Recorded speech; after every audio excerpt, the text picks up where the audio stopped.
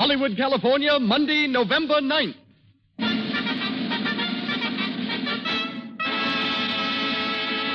The Lux Radio Theater presents Pat O'Brien and Madge Evans in Alias Jimmy Valentine with Alan Jenkins and William Frawley.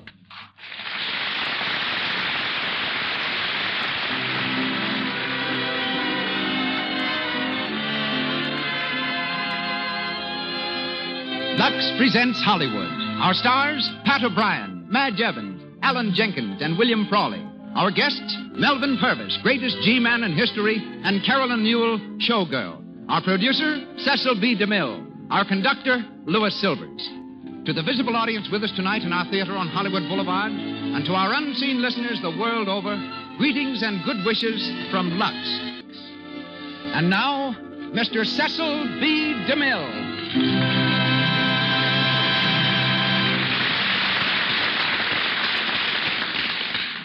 Greetings from Hollywood, ladies and gentlemen. Tonight's play came out of the darkest chapter in the life of O. Henry. Under his real name, William Sidney Porter, O. Henry served a term in the Ohio State Penitentiary. While there, he met Jimmy Connors, a safecracker, who told the author the history of his life, which O. Henry wrote into a short story, and from this, Paul Armstrong fashioned our play, Alias Jimmy Valentine. Tonight's Jimmy Valentine, Pat O'Brien, made his debut on the stage as an angel in a Christmas pageant. A rather disastrous beginning because his wings kept falling off. Years later, Pat landed on Broadway and came to Hollywood as Hildy Johnson, the star reporter of the front page. Pat has remained a headliner ever since and is seen next in The Great O'Malley. Madge Evans made her screen debut at the age of 3. She has been chosen by 69 universities as the typical American college girl, but she never went to college. Madge, whose current picture is Piccadilly Jim, is heard tonight as Mary Lane. Besides Pat, there are 2 other Irishmen on our program.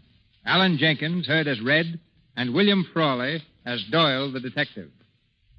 And here goes the curtain as the Lux Radio Theater presents Alias Jimmy Valentine, starring Pat O'Brien in the title role and Madge Evans, with Alan Jenkins and William Frawley.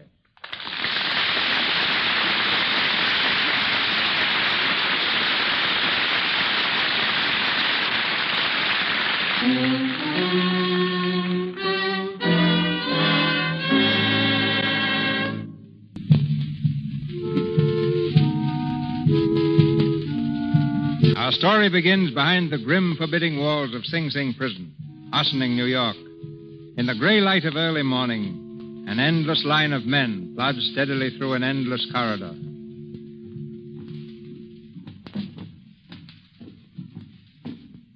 Somewhere in that line is a quiet, easy-mannered young prisoner, Jimmy Valentine, number 87403, serving a term for safecracking. As the men near the entrance to the jute mill, the guards keep careful watch. Halt! Number 87403. Step out, 87403. Here. The warden wants to see you, Valentine. Go to his office. Right away? Right away. Thanks. Ready? Out!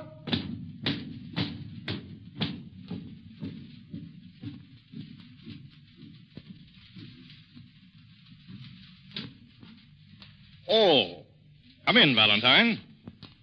Yes, sir. Guard said you wanted to see me. Yes. I suppose you know what it's about. The pardon? It came through last night. You'll be leaving tomorrow. Well, that's certainly good news. 3 years off. I told you to behave yourself in here. Yes, sir. It also pays to behave yourself when you're out. Yes, sir. What are you going to do, Valentine? Get a job, I hope. A steady one? If I can. Good. I'm not going to give you the usual talk, Valentine. I don't think you need it. You're smart enough to know your way around, and nothing I can say is going to make much difference. Just remember that from now on, it's up to you. You can go straight, or you can crack a couple of safes and land back here with a second offender's sentence. Now, which is it going to be? Oh, I'm going straight. Sure of that? Positive. That'll be all. You can report to Wilson now over at the jute mill. Tell him I said you're to be off all duty today. Thank you, sir. See you tomorrow morning. Yes, sir.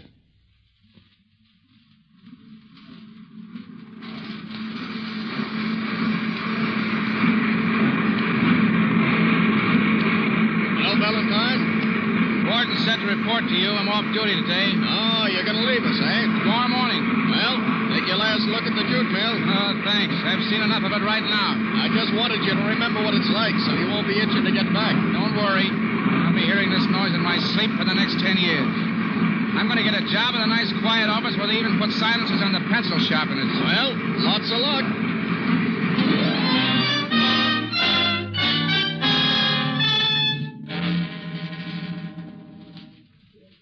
Well, you seem to know what it's all about, Valentine.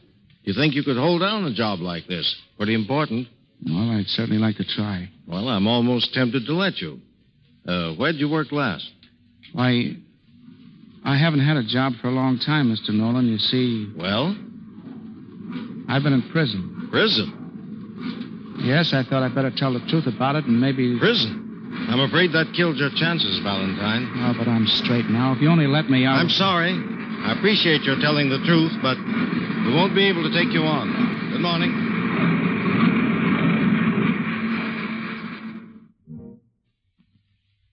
Had to come back today, Mr. Sharp. I thought it was all set. Well, it was. But I've been doing a little investigating, Valentine. You're not the man for the job. Oh, I get it. Why didn't you tell me you'd served time? Would it have made any difference? Well, I don't know. I'm sorry, Valentine. All right. Thanks, anyway.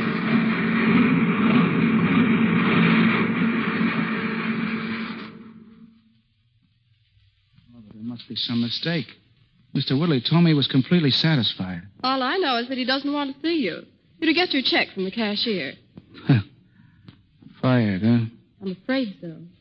You see, there was a man in yesterday, a detective, and, well... Sure, I know. Checking up on me. Okay. Give me a little time to clean up my desk. I'm awfully sorry, Mr. Valentine. Maybe you'll get another job soon. Yeah. Maybe.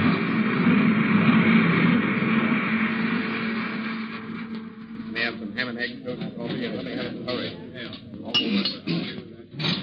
Was it black coffee you wanted, mister? That's right. Anything else? There's toast on the breakfast. No, don't bother. Yes, sir? Hello, Valentine. Huh? Well, if it isn't Mr. Doyle. How's the detective business, Doyle? Fine. You mind if I sit down? Suit yourself. Thanks. I saw you come in here, Valentine, and thought I'd come over and pass the time of day. Yeah, well, that's nice of you. What time is it? Oh, still a smart guy, huh? I guess being in the big house ain't changed you any. Who sprung you? I beg your pardon? You know what I'm talking about. Who got you out of stir? Oh, the governor. He pardoned me. When? About a month ago. That's great. Yeah, you don't seem very pleased, Doyle. Why should I be? I had enough trouble putting you up there. Sure you did on framed evidence. What do you mean, framed evidence? Just what I said. I didn't pull that bank job in Danville, and you know it. But you bribed a couple of double-crossing stool pigeons to swear they saw me in Danville the night the bank was cracked. You weren't smart enough to get me on your own, Doyle. You had to frame me. Why, you cheap little crook. I ought to sock you right on the chin. Oh, sure you ought to. But I wouldn't if I were you. You haven't got me in the jug now. I'm a decent, law-abiding citizen. Yeah, well, you won't be for long. I'll slap a big stretch on you if I have to follow you to China. Yeah, but you'll have to get something on me first. I'll take care of that, mister. Wait till you pull your next job. How do you know I'm going to pull one? How do I know? I get you. You're going to hand me that line about going straight, huh? Well, I'd like to believe you, Valentine. I'd be the first guy to give you a break. But guys like you can't go straight. It's in your blood. You'll be cracking another safe inside of a month. And when you do, I'll be right behind you with a pair of bracelets. All right, copper. But you get this. Until that time comes, I want you to lay off of me. Let me alone. Oh, no. I'm going to keep my eye on you, Valentine. I'm going to watch every move you make. Still, what a nice, pleasant guy you are. Man's got a swell chance to go straight with a flatfoot like you tailing him every minute. I've done my bit, haven't I? Yeah, part of it.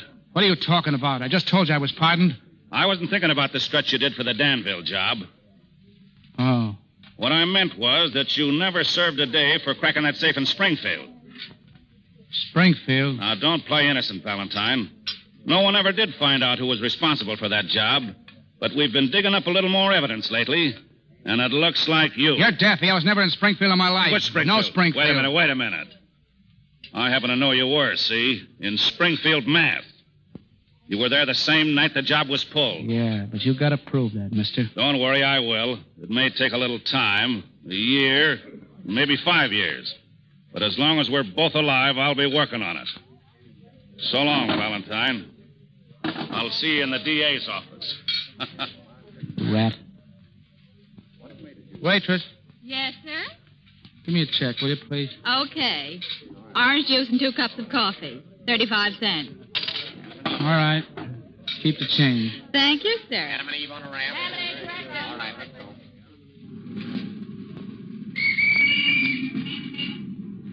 Hey, Jimmy. Jimmy! How are you, fella? Red. Better than ever. Gee, it's good to see you, Jimmy. Oh, and that goes double for you, kid. You're looking swell. No fooling. Well, I feel all right. I didn't think you were going to come, Red. I've been waiting inside all morning. Yeah, the train was 2 hours late. I just got in about 15 minutes ago. Then I seen Flatfoot Doyle sitting with you, so I stayed out here. Well, come on, we can't talk here. We'll go up to my place. Sure.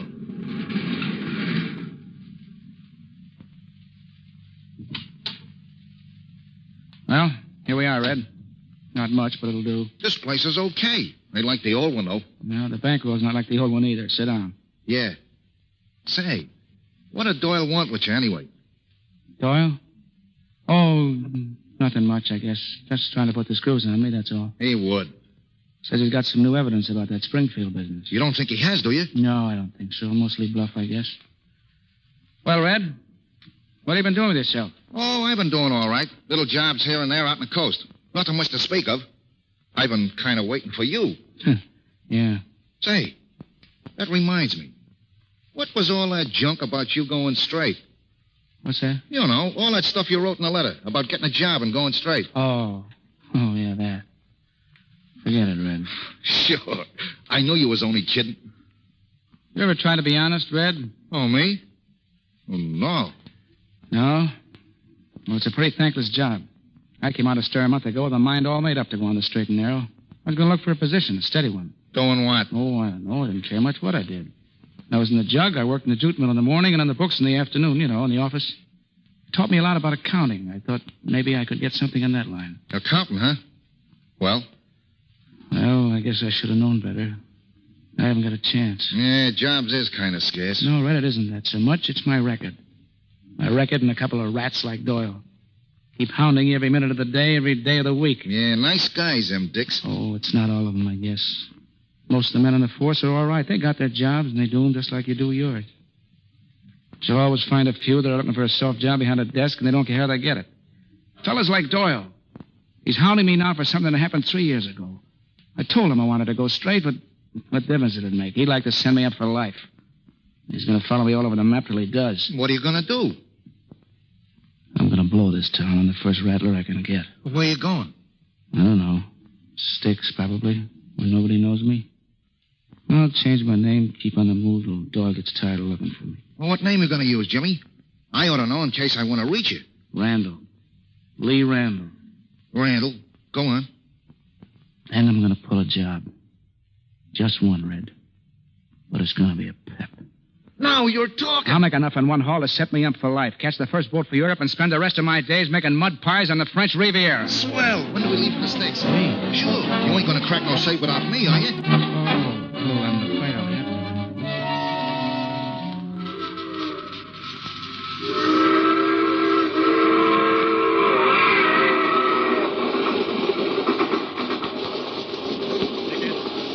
All tickets, please. Have your tickets ready. Tickets, mister. Here you are. What time do we arrive in Glendale, Conductor? 4:58. Thank you. Tickets, please. Where's your ticket, lady? My ticket? Well, I've been waiting for you to come through the train, conductor. You see, I haven't got a ticket. You got on at Warrenstown, didn't you? Yes, I did. I'm going to Glendale. Glendale. Let me see now. Warrenstown to Glendale. Now, that'll be $7.32. Oh, but don't you see, well, I haven't any money either. What's that? No, I lost my purse just before I got on the train. I left it on the counter at the information booth, and my ticket was in it, and, well, I thought perhaps I could explain it to you, and... I'm sorry, miss, but I don't know just what I can do about it. Well, my mother's meeting me at the station in Glendale. She'll give you the money then. Well, we changed conductors 4 stations this side of Glendale. I don't know. Conductor. Yes, sir?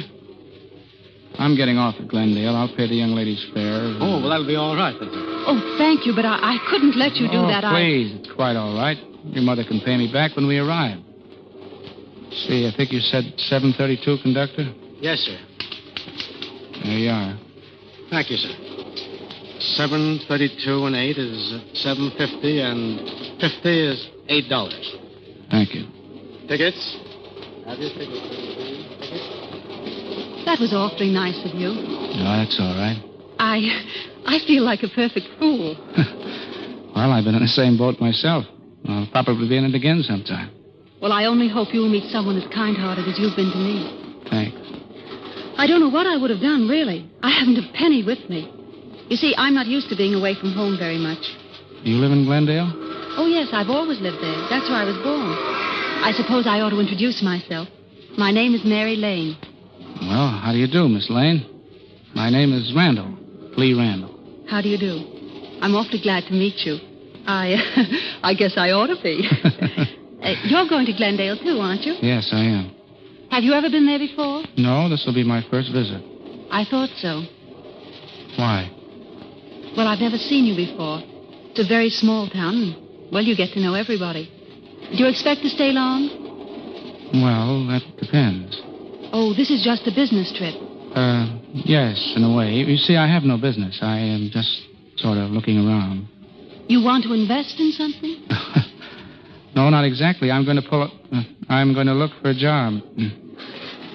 Well, why go to Glendale? Well, I don't know. I just thought I might have more of a chance in a small town. Oh, I see what you mean. What sort of work do you do, Mr. Randall? Well, I'm an accountant. An accountant? Where did you work last? Last? Yes.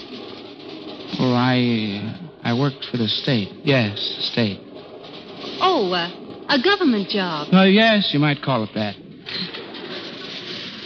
I hope you don't think I'm impertinent asking you questions like this. Oh, not at all. But you see, I have a reason. Well, when you said you were an accountant, I thought I might be able to help you. Help me? Oh, yes. Not directly, of course. But I think my father might be able to find you something. I'll speak to him tonight. Oh, no, please, don't bother.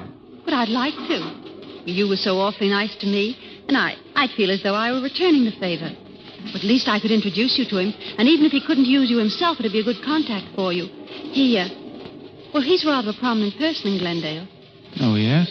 He's the president of the Farmers Bank. Oh, I see. Why, what's the matter? Wouldn't you care to work in a bank, Mr. Randall? Oh, yes. I think I'd feel right at home working in a bank.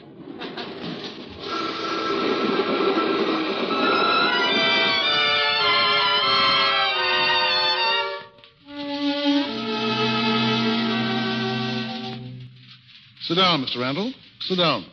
Thank you. My daughter tells me that you're looking for a job. That's right, Mr. Lane. I've been looking for one for quite some time. You're an accountant, eh? That's right. You ever work in a bank? No, I haven't.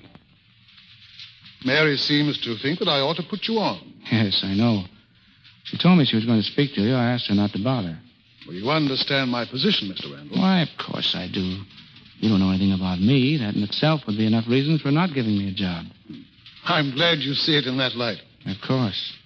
But on the other hand, the fact that I'm not acquainted with you is not evidence that you couldn't fill a position very satisfactorily. As a matter of fact, we need a teller right now. And I'm quite willing to see what I can do for you. Oh, thank you. That's very kind. I suppose you have references? Yes, I have. I brought them with me, if you'd like to look them over. I'd like to very much. The first one here is from the general manager of a firm I worked for several years ago. The Mohawk Lock Company. The Mohawk Lock? Don't believe I've ever heard of it. What sort of a firm was it? A manufacturing company. They Manufactured safes. I was with the Mohawk Company for about 2 years, and then I got an offer from another firm to go out to Chicago and take over the office.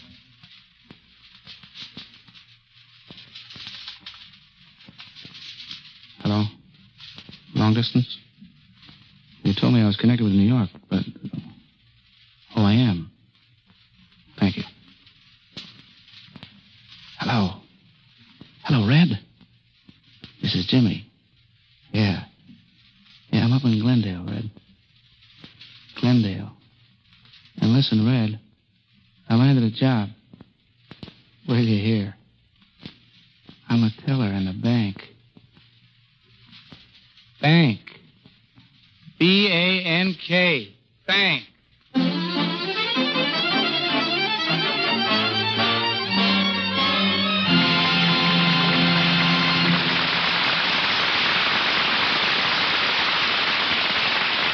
In a moment, we will continue with the Lux Radio Theater presentation of Alias Jimmy Valentine, starring Pat O'Brien and Madge Evans. And once more, Mr. DeMille. We continue with our story, Alias Jimmy Valentine, starring Pat O'Brien and Madge Evans, with Alan Jenkins and William Frawley. 6 months have passed. The little town of Glendale has gone peacefully on its way. For strangely enough, no burglar alarms have disturbed the quiet of the night, and the Farmers National Bank is still intact. We're in the living room of the Lane home, where Mary is carelessly turning over the pages of the town newspaper. Suddenly, she sees an interesting item in the social column and turns eagerly to her mother. Look, Mother, it's in the Glendale News. What, Mary? About Lee. Listen. Mr. Lee Randall, a newcomer to Glendale, has been making quite a name for himself down at the Farmers Bank. We understand that Mr. Lane has given him 2 promotions within 6 months. More power to you, Mr. Randall. We are glad to have you in our midst. Isn't it marvelous, Mother? Well, I should say so. I wonder if Lee's seen it yet. I'll save it and show it to him when he comes. You like Mr. Randall, don't you, Mary? Why, yes. Everybody does. Well, everybody isn't in love with him. Mother. Oh, you needn't be so shocked. You are in love with him, aren't you? Well, yes, a little bit. I knew you were. Does he care for you, Mary? I think so. He hasn't said very much, but... But he manages to give that impression. Yes. Well, if I must lose you, I can't think of anyone I'd rather lose you to. Oh, Mother, you're sweet. Mother! Yes, Kitty? Bobby's making noises in the door. I am not. He's frightening me, Mother. Bobby, you stop that. I'll be up there in a minute if you don't. Archie, that's a big sissy. Oh, those children. I'll take it, Mother. Hello? Hello, Lee? Yes. How are you? What? Why, what's the matter? Oh, I see. Tomorrow night? All right. I'll wait for you to call. Goodbye. What's the matter, dear? Oh, he can't come over tonight. He has to stay home and entertain. Entertain? Yes. An old friend of his just arrived in town. I think Lee said he was from New York.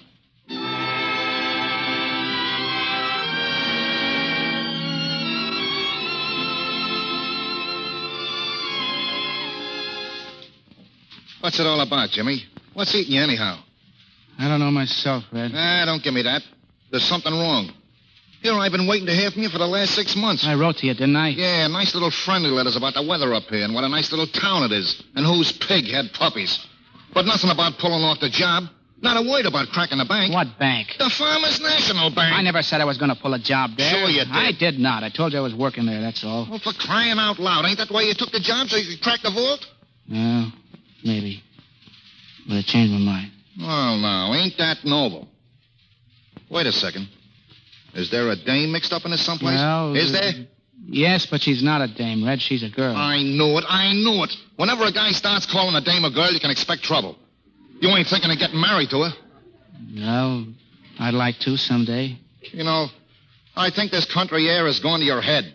Have you thought about Doyle? What about him? Suppose he catches up with you. He'd follow you to the South Pole if he thought he could hook the bracelets on you. What for? For that Springfield job. What do you think? He might have the evidence right now. I'm not worried about the Springfield job. Oh, no? No. I got an alibi, Red. I've been working on it for the last 3 months, and it's a beaut. All right, so you got an alibi. So what? Even if Doyle swallows it, you'll be in a soup anyway. You mean he'll tell everyone about my record? Sure. And I guess that'd be kind of a surprise to that dame. I mean, that girl of yours. Well, that's a chance I'll have to take, Red. There's one thing I'm sure of. I'm staying here, and I'm staying straight. And what about those mud pies on the French Riviera? That's out, huh? Yeah, Red. That's out. To me, it's very discouraging, Jimmy. Here you are, the best cracksman in the business, the only guy in the world who can open a safe without using tools and nitro. And you're throwing away your whole future for a skirt. I'm not throwing it away, Red. I'm making it. I don't suppose there's nothing I can say then. You change my mind? No. Oh, I got my chance now, Red. I'm not going to muff it. Well, I guess that's that. I feel kind of bad, Jimmy. I mean, well, we've been pals for a long time. Oh, well, gee, kid, can't we still be pals? Yeah, a banker and a crook. That'll make a swell combination. Well, wouldn't have to be a crook, Red. What? You could go straight, too. Nothing doing. I ain't going to slave my life away in no regular job. 8 hours a day for chicken feed? Oh, no. Oh, you've got the wrong idea, Red. You think a regular job is dull, uninteresting. Well, it isn't. There's a big kick in it. Not for me, there wouldn't be. Of course there would. I used to think exactly the same as you do, but look at me now. Yeah, look at you now. A softy. Well, all right. But I'm happy. Red, I'm happier than I've ever been in my life. Why don't you take a whirl at it, kid? I can get you a job up here. In Glendale? Sure, be right near each other. What do you say? I don't know, Jimmy. There ain't nothing I can do anyhow. If I sign something you can do, will you take it? Well... Will you, yes or no? All right. Swell. But get this. I ain't doing it because I want to go straight, see? I'm doing it because you're asking me. All right, then be tough. You said it. Now, what do I do? Well, if a fella's made up his mind to go straight, there's only one thing to do. Expose him to temptation right off the bat. And if he pulls through, he's all right. Okay, spill it. What's the job? Red, I'm going to make you a night watchman in the Farmers National Bank.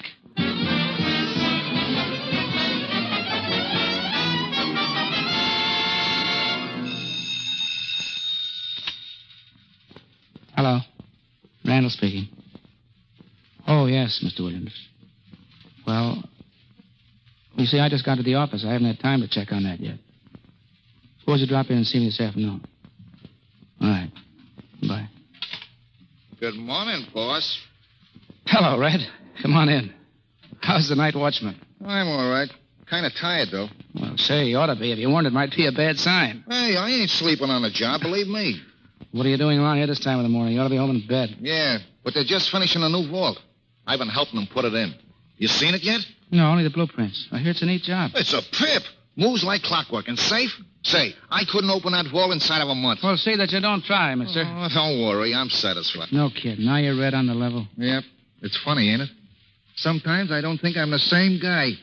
Yeah, a couple of years can make a big difference. I'll say. Look at you. Assistant cashier and all set to marry the boss's daughter. No, she's a great girl, Red. You're telling me? Hello. Oh, yes. Tell him I'll be out there in a couple of minutes. May I come in? Mary, how are you? I just dropped by with Kitty and Bobby. They wanted to see Father. Hello, Mr. Davis. Morning, Miss Lane. I see they have the new vault in already. Yeah, I was just telling Mr. Randall about it. Father's out there now, giving it the once-over. Yeah? Well, I'll ankle out and see if there's something I can do. Excuse me. Well, how are you, darling? All right. Well, don't I get a kiss? Think you deserve one? What do you think? Oh, gee, I'm crazy about you, Mary. Are you? I love you, too. You know, honey, I can't wait for next month to roll around. Wonder what it's going to feel like waiting up there at the altar while you come walking down the aisle. Stumbling down the aisle. I'll probably be so nervous I won't be able to stand. Look, I've been shopping this morning. Good. What'd you get? Wait till you see. There. How do you like it? Say, that's swell. It's beautiful. What is it? It's material for curtains. I thought it was the bridal veil. It has so, Bobby. It has not. It has so. I tell you, it has not. Kitty, Bobby, what's the matter? She says the new vault has a radio in it. A radio? Yes, it has, Mary. It has a round thing with numbers. She means a dial on the outside. Isn't that a radio? Isn't it, Mr. Randall? Well, no, Kitty. I'm afraid it isn't, but I'll have one put in if you like it. There you are, Smarty. Bobby, behave yourself. I'm going in to see Father, and if you don't stop acting like a young hoodlum, I'll tell him. I ain't doing nothing. Well, see that you don't. Wait a second, Mary. I'll go with you. I want to speak to the teller about it. Bobby. What? Want to play something? No. Oh, Bobby, come on. Play something with me. Well, all right. We'll play banker. I'll be Father and you be somebody that wants to borrow money. No, I don't want to play that. Let's play elephant. You can be the elephant. No! I'm going to be a banker. Now, sit down, madam. Why? Don't ask questions. Sit down. All right. I understand you wish a loan, madam. Uh-huh. Well, I thought so. Now, how much? How much can I get? No. You say a whole lot at first. $50,000. That's a great deal of money, madam. Well, that's the most I could think of. Don't talk that way. You'll be put out for saying things like that. I suppose you've got some kind of security, madam. Well, I don't know. Sure you have. You got a farm, haven't you? Oh, yes, I got a farm. Well, how large a farm? A big one. Well, that's good. Now, what grows on this farm? Potatoes. Anything else? Potatoes and vegetables. That's silly. Potatoes are vegetables, too. They are not. They are, too. I'm going to ask Mr. Randall. Mr. Randall. Go ahead and ask him. You'll see. Mr. Randall. Oh, Mr. Randall. Oh, I told him I'd see him this afternoon, Smith. You better let me take care of it. Yes, Mr. Randall. Mr. Randall. That'll be all, Smith. Yes, sir. Mr. Randall. Go ahead and ask him. Ask him. Say, now, what's going on here? Another argument? Bobby says potatoes are vegetables. Sure they are. Are they, Mr. Randall? Well, now, Kitty, that's a question that requires a lot of thought. Hey, boss. Yes, Fred? I gotta speak to you right away. Get rid of them kids. All right. Now, listen, you youngsters. Run out and play, will you? Sure. Come on, Kitty. I'll show you the new ball. Bye, Mr. Randall.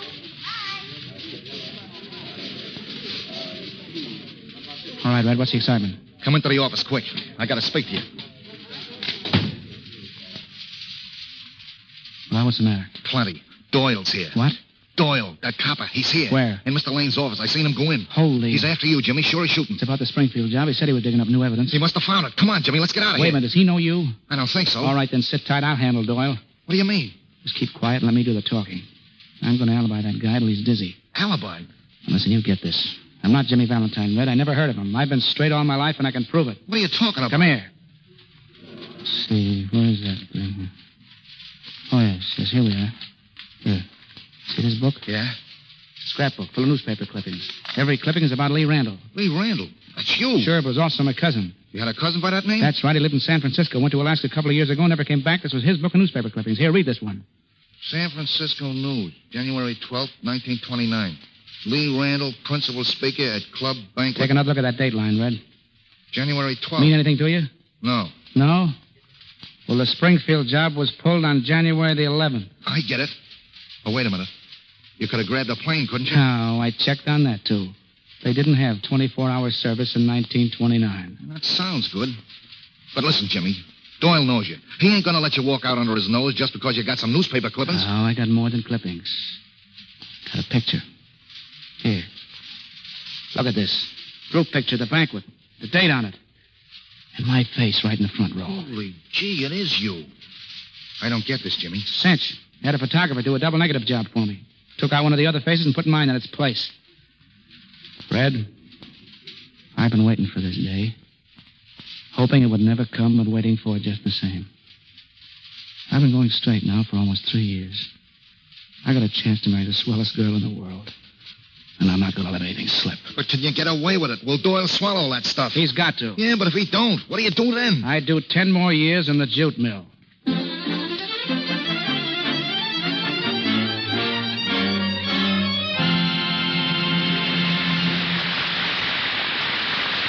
pause for station identification. This is the Columbia Broadcasting System.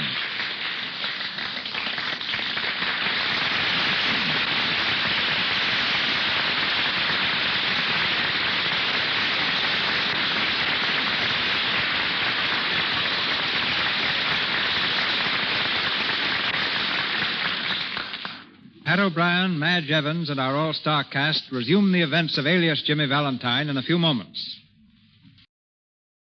Back to our play, Alias Jimmy Valentine, starring Pat O'Brien and Madge Evans, with Alan Jenkins and William Frawley.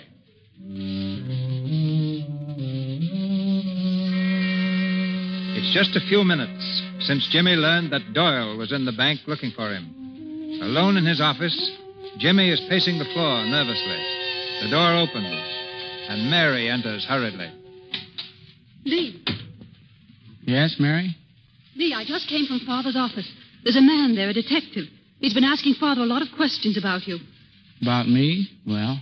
He says you're not Lee Randall. He says your name is Jimmy Valentine. Valentine? Lee, what's wrong? What's it all about? I'm frightened. Oh, now take it easy, Mary. Everything will be all right. But he's going to arrest you. He said so.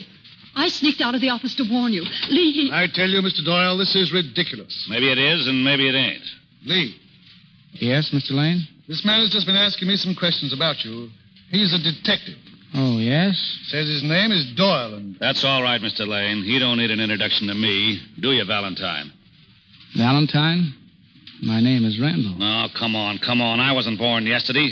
I know your face like I know my own. Mr. Doyle, you're making a mistake. No, I ain't. He's Jimmy Valentine, wanted in the state of Massachusetts for cracking a safe in Springfield. I got all the evidence I need. Maybe you have, but you've got the wrong man. Of course you have. This is preposterous. Now listen to me, all of you. I came all the way up here to put the bracelets on this bird, and I'm going to do it, see? Now, do you come peacefully, Valentine, or do I have to use force? Oh, I wouldn't try that if I were you. You've evidently mistaken me for someone else. Oh, I told you to can that stuff. Why should I? I think I'm entitled to a chance to prove to you that I'm really Lee Randall. Never mind that. How about proving you're not Jimmy Valentine? He doesn't have to. That's right, Mr. Lane.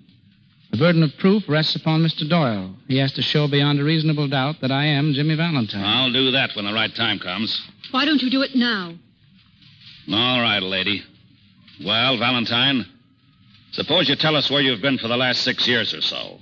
No, of course my name is Randall, but I don't mind answering your question. I came to Glendale 3 years ago. Before that, I spent the rest of my life in San Francisco. You weren't doing a stretch about 3.5 years ago? Of course not. And I suppose you weren't in Springfield either on the night of January 11th, 1929. I've answered that question. I was in San Francisco. All right. Maybe you can prove that.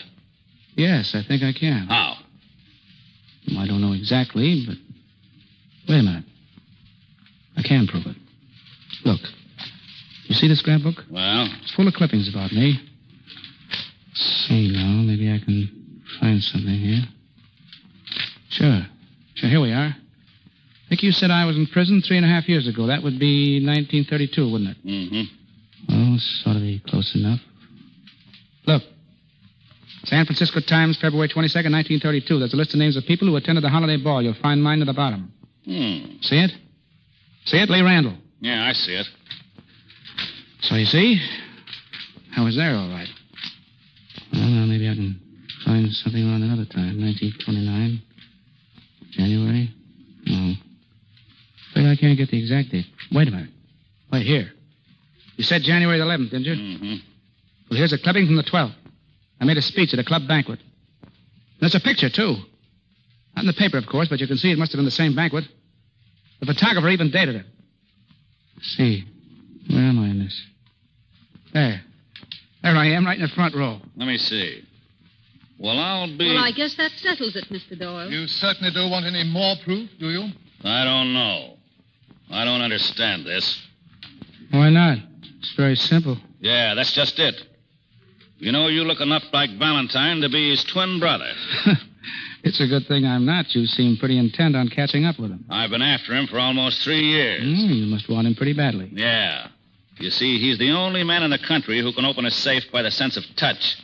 By the sense of touch? Impossible. Not for him, it ain't. He rubs his fingers with sandpaper, see? Sandpaper? Ooh. Yeah. Scrapes the skin clean off them so they'll be more sensitive. How terrible. You don't really believe that, do you, Mr. Doyle? Sure I do. Why not? Well, I don't believe that any man could have so delicate a sense of touch. Well, he has. And it's been the ambition of my life to see him work, to catch him with the goods. Well, for the sake of the community, I hope you do. Thanks. What's that? Listen. It's out near the cage. Lane. Mr. Lane, Hey, Red, what's the matter out there? something awful has happened. What? It's Kitty. Kitty?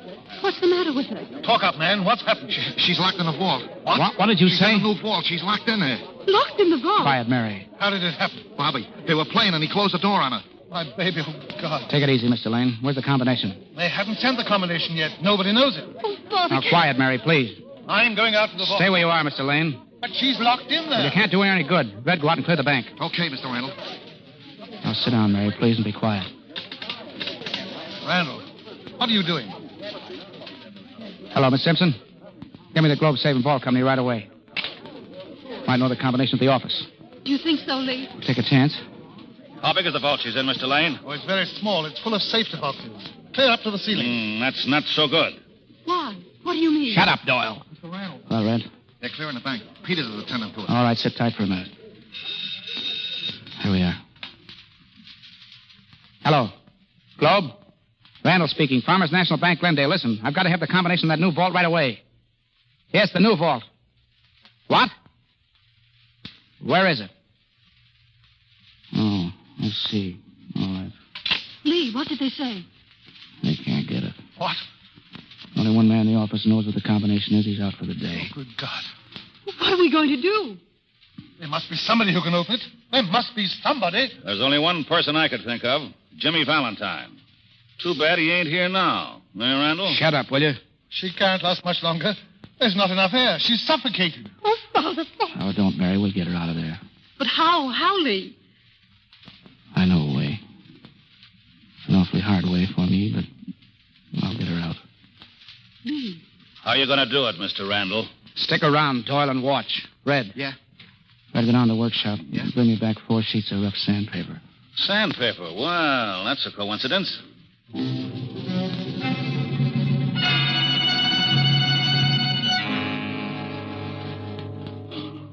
Mary, you must be quiet. You can't work if you do that. Yes, Father. How's it going, fella? I don't know yet. I don't know. Can't feel. Give me that sandpaper again, Red. Here you are. Don't you think I've done enough of that? Shut up and let me alone. You'll bleed. So what? Don't talk, I tell you. I heard it. Oh, missed it again. Fell it that time. I felt the dog lift. There it is. 21. 21, right. Remember that. I got it. Give me that paper. Be quiet, miss. It's the only way you can work. 52 left. 52 left. Now I'm getting there. I can feel every jar of it. How many bolts has the door got, Red? 12. 12? Here we are again. This is 11. I think I know this rotation. 11. Right. Randall, are you getting it? In a minute, Mr. Lane. What's that? She's kicking the vent of the door again. Stop it, kid. Stop it. Don't waste your lungs, Red. Keep your nerve. 42. 42. That's what it ought to be. Now. 1. 1. It's your rotation, all right. 10 off the first. On 2, 3, and back. Now. 1 more, Red. Hurry. If you can stop, she might be dead. Oh, no. Wait a minute. There it is. Put it open. Get that door open. Here it comes. Kitty! Kitty! Here she is on the floor. Give it to me. She's dead. No, she's breathing. She'll be all right. Get her down to the doctor's now. Quick. Someone come with me. Red, come carry her. Sure. Let me take her, Mr. Lane. And don't worry. She'll be all right. Just take it easy now. Oh, Lee. Look at your poor fingers. Huh? Oh. Oh, yeah. Oh, they're all right. That was a neat job opening that safe. Yeah, wasn't it? Guess you win after all, Doyle. I'm ready to go with you. Go where? Massachusetts. Oh, no. I ain't going to Massachusetts. I ain't going any place in particular, and neither are you. She needs you more than the state of Massachusetts. What do you mean? I mean that you were right, see? I made a big mistake a few minutes ago. I thought you were Jimmy Valentine. Ain't that a riot? Well, I guess I'll run along. I don't suppose we'll ever meet again, Mr. Randall, so I'll say goodbye for good. But wait a minute. Just to return your respect, Jimmy, don't think I fell for that double negative photograph. So long.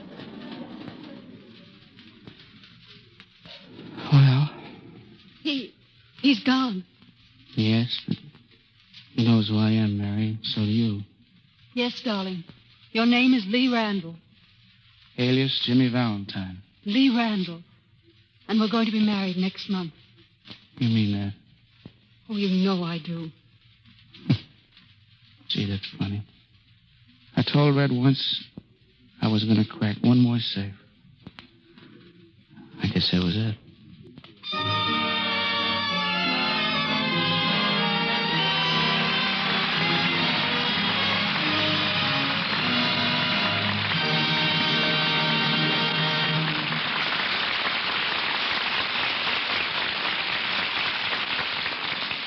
Jimmy Valentine's last job is finished, but not Pat O'Brien's. With Madge Evans, he returns shortly to the microphone. And now, let's get our Irish up and bring Pat O'Brien back to the microphone with Madge Evans.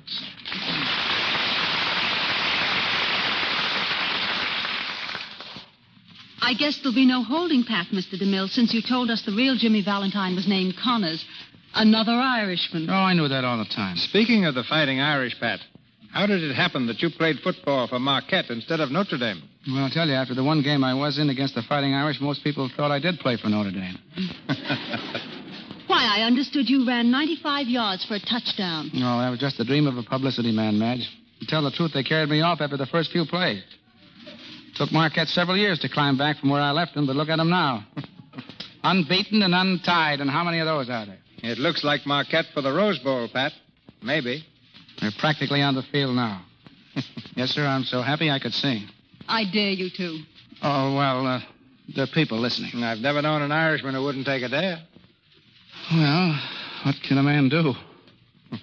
Well, Mr. O'Brien, what will it be? But all right, then, I'll sing the Charlady's Ball. You asked for it, and you're going to get it.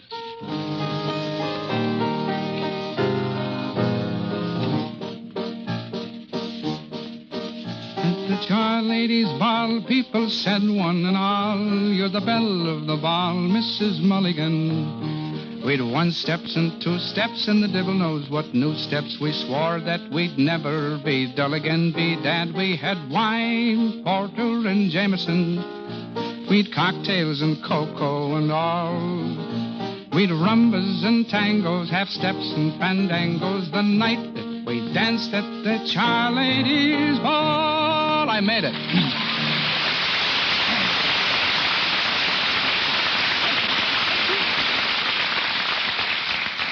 Well, I hope you learned your lesson. Never dare an Irishman. It was lovely, Pat. But before someone dares me to sing, to say good night. Good night, Madge. Thank you, Mr. DeMille. And listen, if you ever have any consideration for your audience, never let an actor sing again. Good night, Mr. DeMille. Good night, me bye.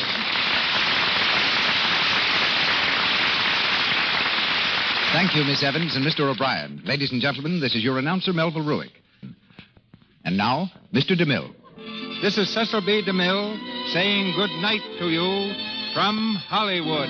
This is the Columbia Broadcasting System.